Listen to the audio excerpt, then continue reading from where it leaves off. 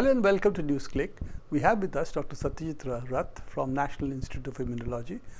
We're going to discuss something which has always been a matter of controversy. How does science really change?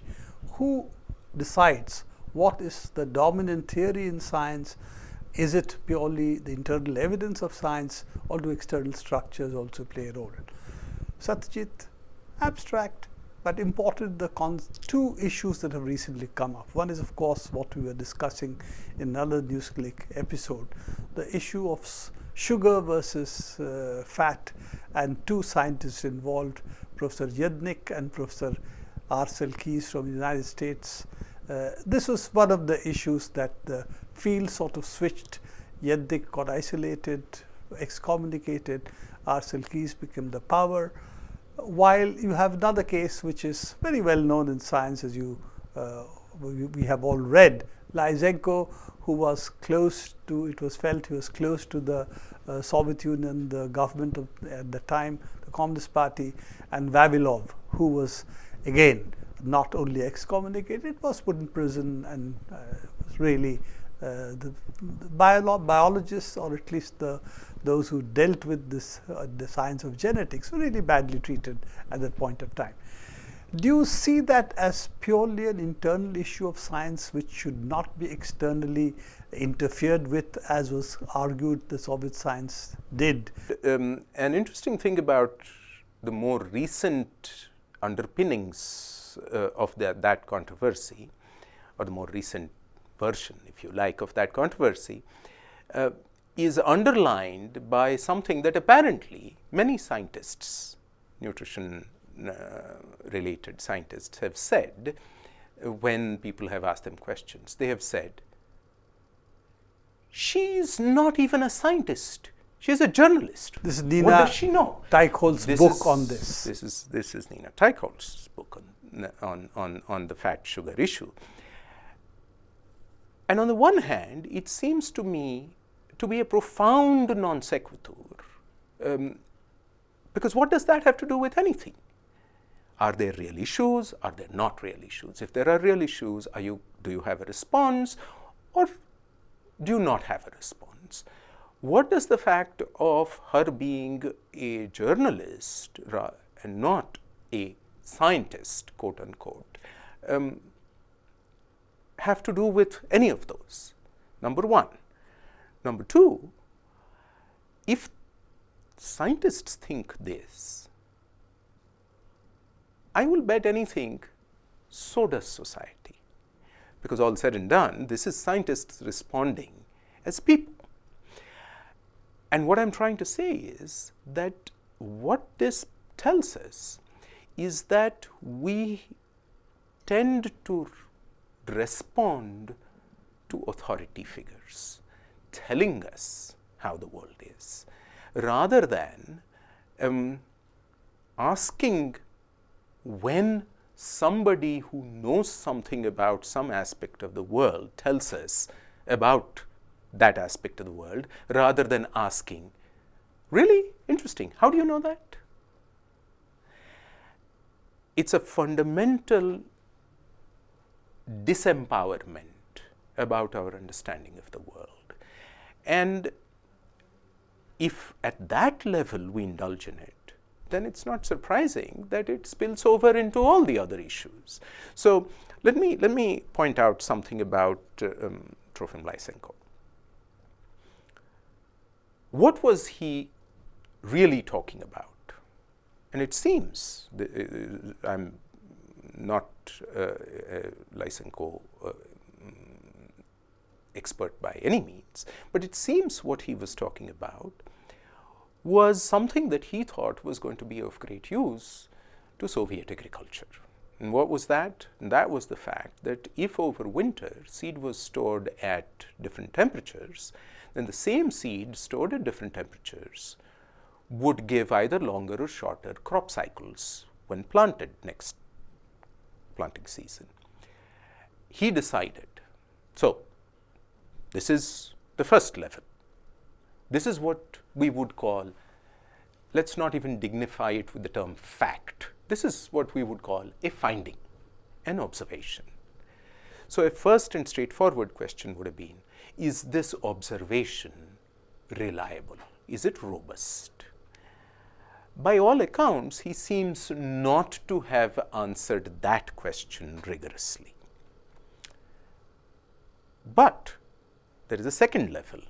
He decided, regardless of whether this observation was robust or not, he decided that not only was it robust, it explained something far more general about how biological systems work. And he decided that that generalization was a version of what the world has called Lamarckism for a very long time, that, in other words, that lifetime experiences can be transmitted to progeny.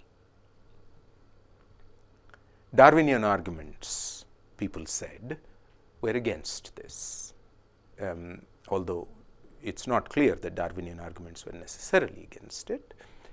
Regardless, that's what people thought. At a third level, what Lysenko appeared to have done is suppress dissent and debate, both about the reliability of his original finding and the generalizability of his theory, explaining those findings by using institutional and state structures in a variety of ways that people everywhere in authority have used for suppression of dissent and debate.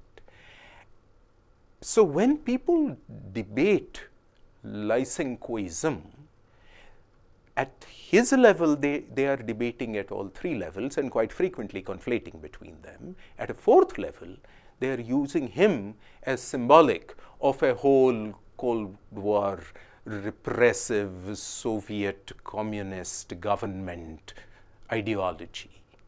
I would come to one thing, that does the fact that epigenetics seems to be possible to carry over between generations, then in some sense a modification to what we understood, the hard law of genetics, only through inheritance and not through any acquiring of characteristics? Do you think the fact that we now have a new discipline of epigenetics, which seems to have emerged much after my school days at least, now changes some of this understandings about evolution itself?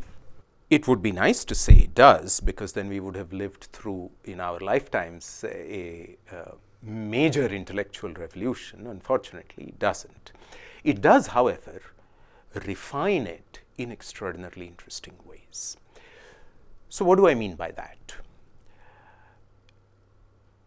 In the first place, let us get the idea of what is epigenetics clear, because it's used in far looser ways than how classical genetics first coined the word epigenetics. The original term of the word, the original meaning of the word epigenetics, referred to how the lifetime experiences of an individual organism, of an individual animal, if you will, modified characteristics in its progeny.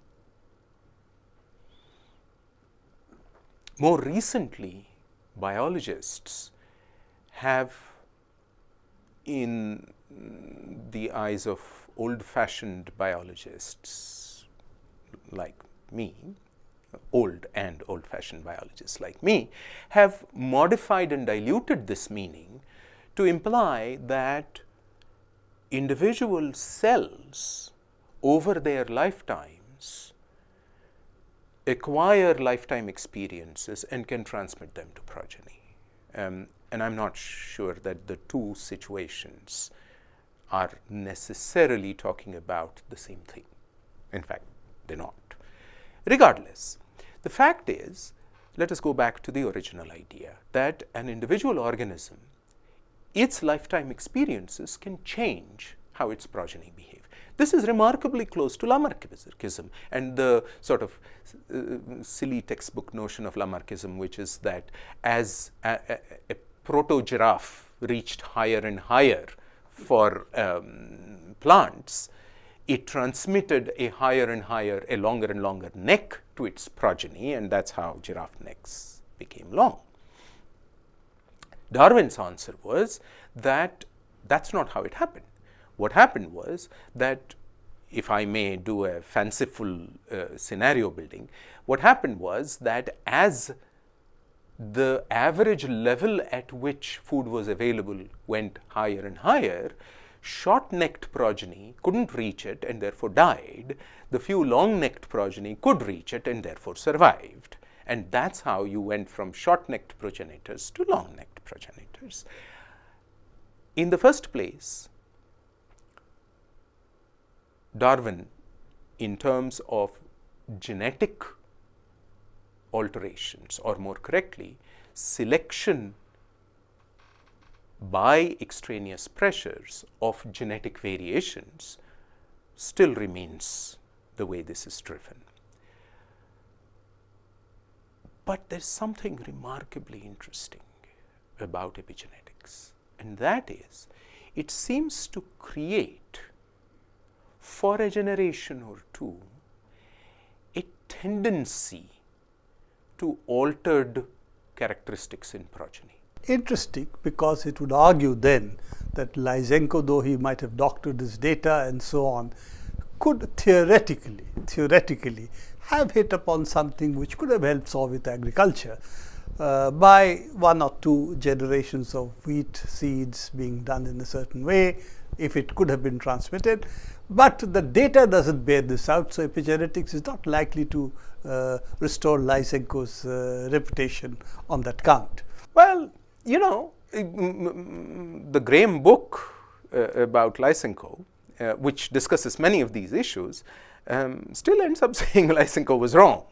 So that's a short answer.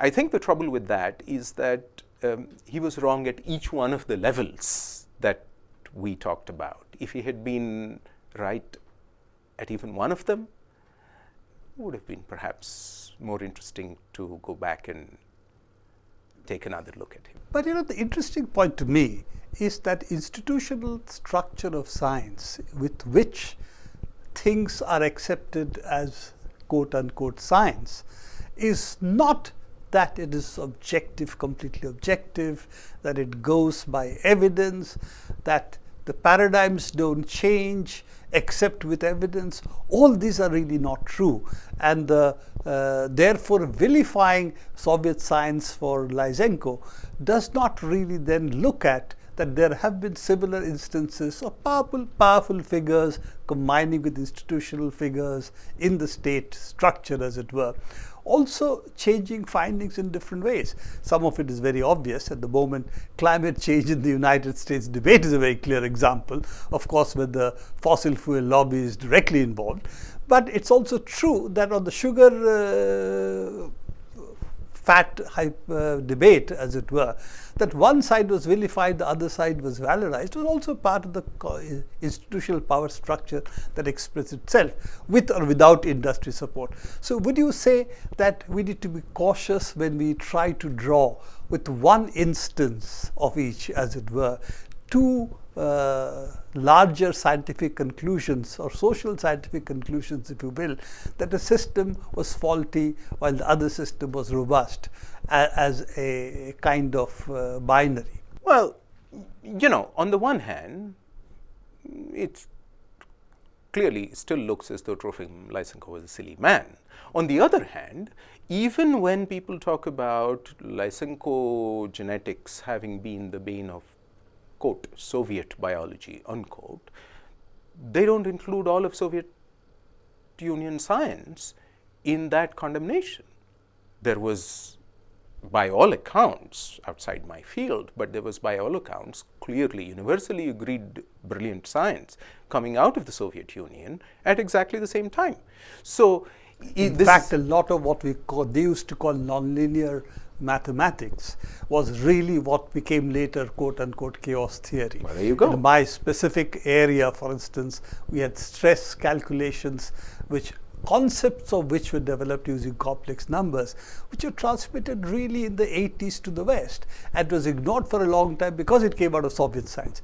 And lastly, mathematical programming also took its birth in the Soviet Union before it sort of became much more popular. So it's clearly not that Trofim Lysenko was, I think, the unsavory representative of a global problem, in as much as he was in the Soviet Union, insofar as he was perhaps symbolic of the kind of cultural,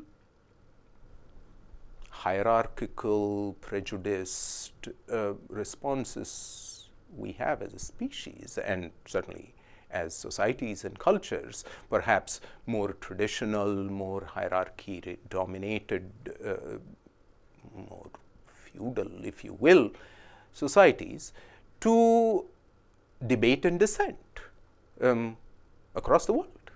What we are seeing in Indian science today, when the authority of the state, as well as authority of certain people, are being used to talk about chariots in our history which could fly, in fact, astronomical vessels, if you will, they could go even to stars, genetics which could transplant heads, and so on. So would you say that those kind of feudal authority, if you will, is what you're talking about?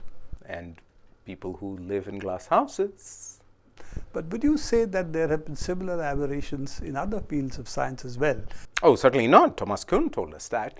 But I think what's perhaps even more important for us to keep in mind is that in addition to this human tendency for me as a scientist to want to be right and to want to be recognized as being right, I think that social structures and organizations that perhaps amplify this tendency, which in larger frameworks tends to lead to what I'm calling suppression of debate and dissent, on the one hand, comes from an overweening state, on the other hand, comes from an overweening market, maybe? Demystify science, make people actors in the decisions regarding society and science, not just be passive consumers of what the scientists tell us. Well, that's what the People's Science Movement is all about. Absolutely. Which you are president of one of its wings, the Delhi Science Forum, as well as, some of us who have been in this movement for a very long time. Thank you very much, Satyajith, to bring it back to where science really needs to be, with the people, and the scientists need therefore to do what was originally argued after the nuclear bomb, particularly the social responsibility of the scientists. Thank you very much for being with us. We'll come back to you on these issues again and again.